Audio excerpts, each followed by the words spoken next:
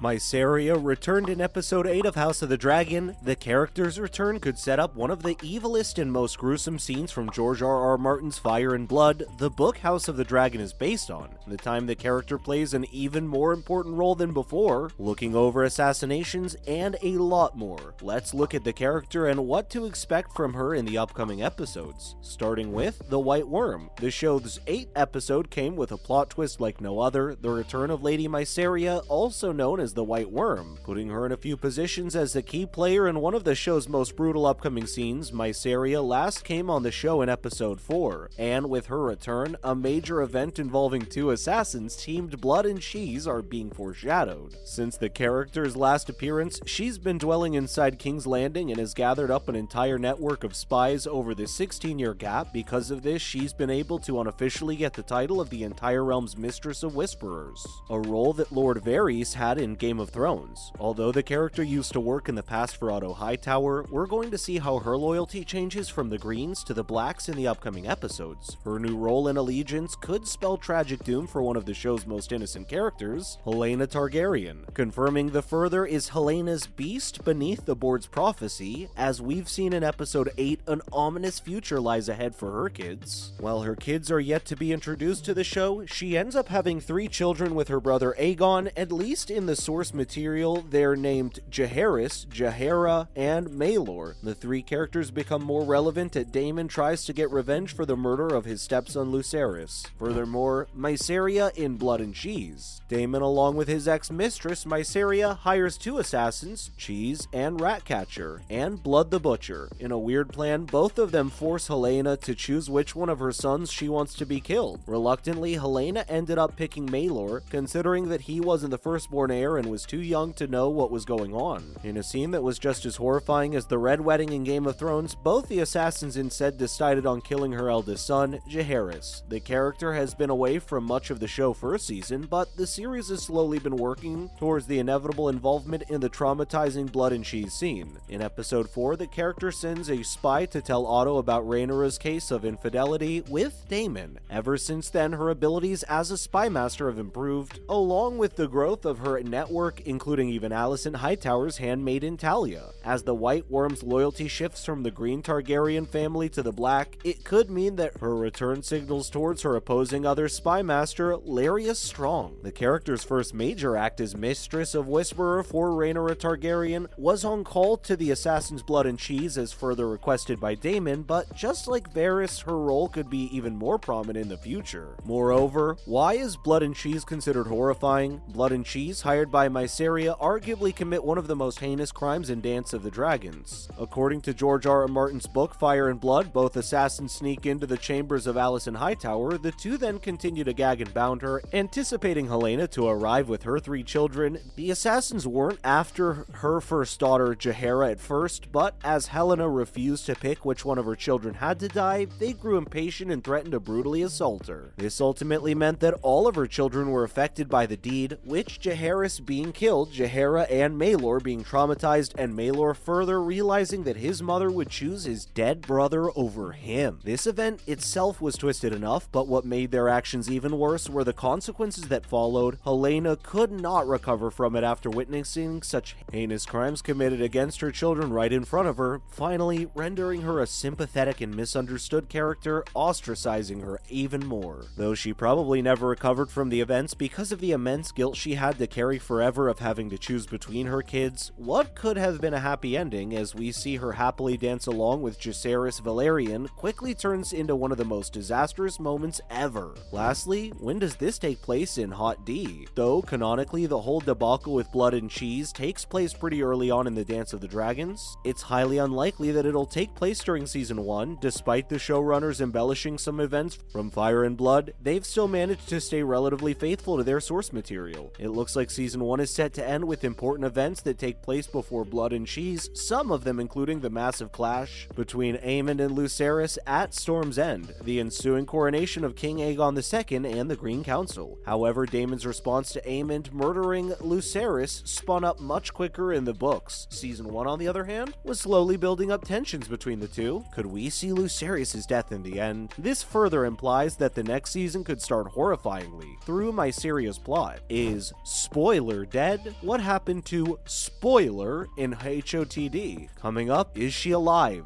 The character supposedly died in episode 9 of House of the Dragon, but did she? Appearances can be deceiving, and it's more likely the character is still alive, as Sir Otto Hightower and Lord Larys Strong were about to destroy any threats or impediments against their decision to place Aegon Targaryen as the new king of Westeros. They went on to target Mysaria as well. The character burning to death might have just been a dramatic exaggeration, since she still has a huge role to play after the 9th episode of the show, at least according to George R.R. Martin books Fire and Blood. She's going to be working once again with Daemon Targaryen, and this time she's going to come on as the White Worm, a master of whispers for Princess Rhaenyra Targaryen. Not just that, but the character plays a very important part in the upcoming tragedy that falls upon the new Queen Helaena Targaryen and Aegon's sister wife. Moreover, Lucerys Velaryon is supposed to die by Aemon Targaryen's hand just as the Dance of the Dragons take off as revenge for losing his eye. To pull this off, Daemon asks Mysaria to bring him 2 assassins called Blood and Cheese to break into the Red Keep and kill the eldest son of Aegon, Prince Jaehaerys Targaryen. The character also continuously acts as a spy master for both Daemon and Rhaenyra in their future occupation of King's Landing. Moving on to her encounter with Larys. Both Mysaria and Lord Larys Strong can be considered as the show's versions of Lord Varys and Lord Peter Baelish from the original show. But unlike Littlefinger and Varys, both of them don't know one another, and neither do they have an antagonistic relationship despite being friends. While Larys is very well informed by himself, he also ends up relying on the White Worm's network for additional information the same way Otto Hightower would.